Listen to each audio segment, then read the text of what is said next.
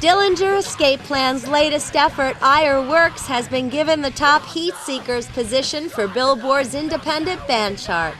The album was released earlier this month on Relapse Records, and the band will be heavily promoting the album with a jam-packed schedule. Dillinger, who have dealt with an inordinate amount of member changes and injuries, says that the newer members have all been fans of the band at one point, and they put pressure on themselves to carry the Dillinger touch. The three of us are all technically new members at some stage, and I always say that I feel like I have to be true to like my 15-year-old self or something, that like, I as a fan I have a responsibility to keep up the Dillinger legacy or whatever, and so I just kind of have to remember what it was like when I first joined, and then and kind of think about like what was going through everybody else's head at the time. There were so many other different things going on at different times, and yeah, I think ultimately it's just a matter of like I remember what it's like, and I hope that the fans understand that I'm trying to carry the torch for them as a fan. Ben never got to see the band, but all of us had the opportunity to watch the band.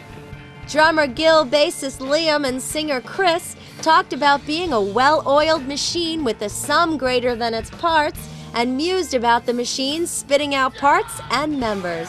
Well, one guy left because he had a nerve. He had a hurt hand. He couldn't do it, and I'm not sure if that's how much of that is a physical thing where it's just like, man, we just tore his ass off, and he just couldn't do it anymore. We just broke him.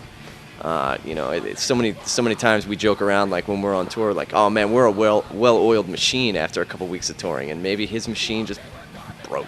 I don't know. And then there's, Dimitri. It was so many issues there too, where it was like, he just had other things he wanted to do. We just kind of felt like things were separating. Chris just up and quit. I think that's the first time that anybody did that. So yeah, it's hard. It's a very taxing band. Dillinger Escape Plan has dates booked from December 2nd in Toronto, Ontario, through December 22nd in Williamsville, New York. The jazz meddlers take a break for Christmas, but they hit the road hard with dates starting January 10th and running non-stop through February 14th. The band then heads overseas for a string of dates.